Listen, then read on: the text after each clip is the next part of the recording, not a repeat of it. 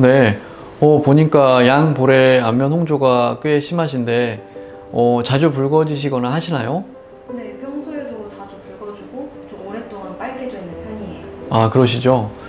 이 묘볼 보니까 모세혈관 확장증도 보이고 있습니다.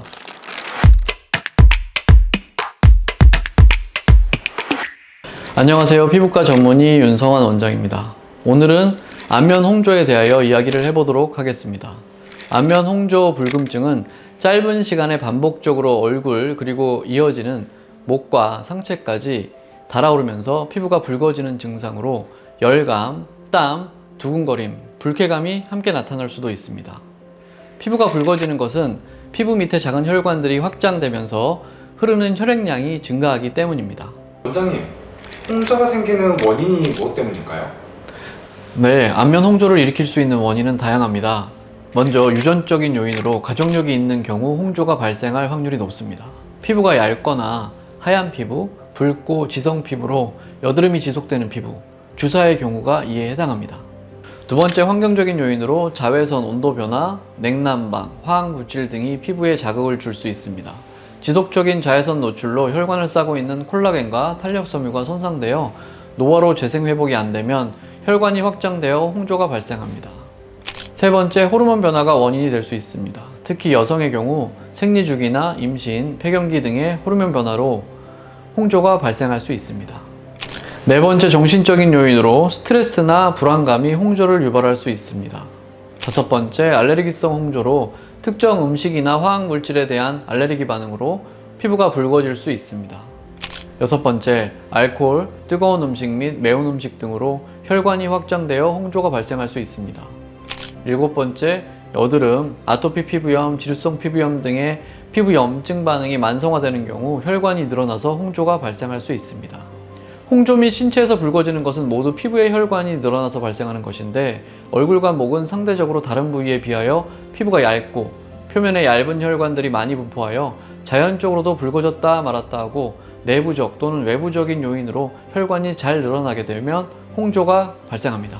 그리고 홍조가 발생할 때 한 가지 원인으로만 발생할 수도 있지만 두 가지, 세 가지 요인이 동시에 또는 순차적으로 작용하여 증상을 악화시키는 복합적인 원인에 의한 홍조도 있습니다.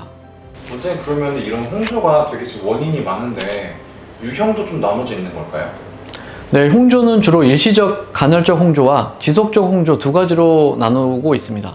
일시적 홍조는 일시적으로 발생했다가 소실되는 홍조로 스트레스 등의 감정 변화로 인한 홍조, 음주, 뜨거운 음식 섭취, 난방 등의 온도 변화로 인한 홍조 등이 있습니다. 지속적 홍조는 주사와 같은 특정 질환이나 만성 염증 상태로 인해 혈관의 확장이 고착화되어 지속적으로 반복적으로 나타나는 홍조입니다. 원장님, 그래서 오늘은 저희 네. 직원분 중에 홍조가 되게 심하신 분이 있거든요. 네. 그래서 이제 이 직원분 한번 이제 좀 보시고 시술도 좀 해보면 어떨까 해서 오늘 조금 데려와 봤습니다. 네. 한번 보겠습니다. 네.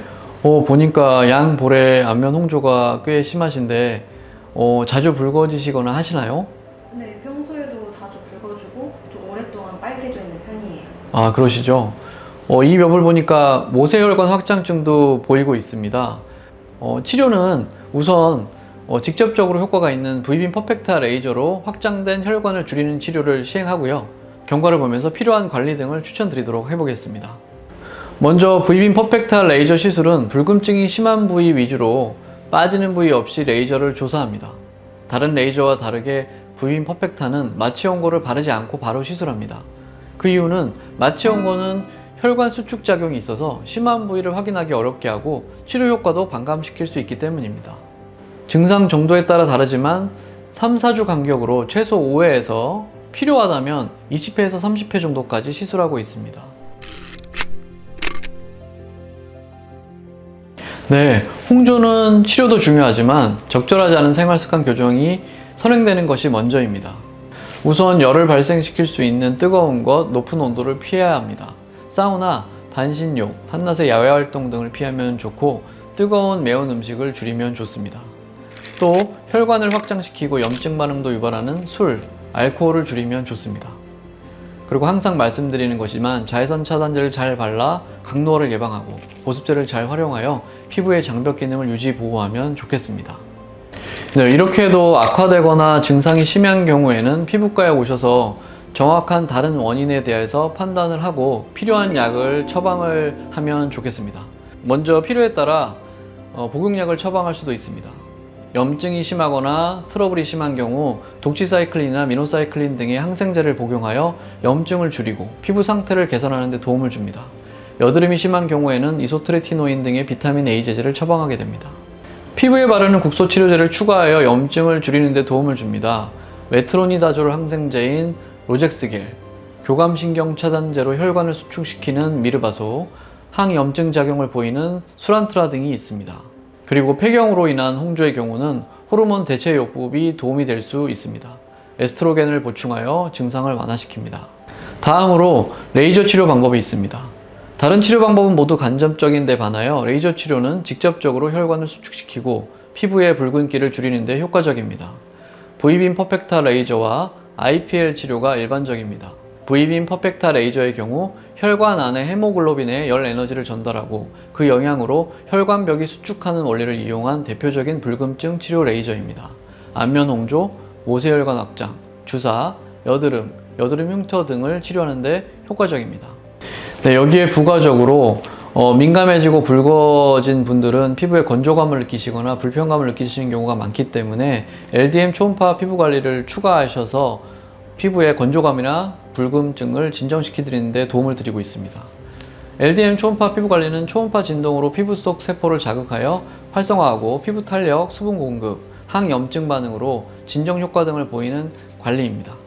그리고 피부를 진정하고 재생하여 탄탄하게 만드는 스킨 부스터 침투 시술도 홍조 개선에 도움이 됩니다. 원장님, 저희 이제 직원이 네. 3회 정도 지금 받았잖아요. 네. 네, 오늘 좀 많이 나아진 것 같은지 예. 한번 봐주시면 좋겠거든요. 예, 한번 보겠습니다. 우선 스스로 느끼시기에 불금증의 정도나 빈도는 어떠신가요? 네, 예전보다 빨개지는 정도도 덜하고 자주 빨개지는 것도 많이 줄어든 것 같아요. 그러시죠? 예, 레이저의 효과는 나타나고 있는 것 같습니다.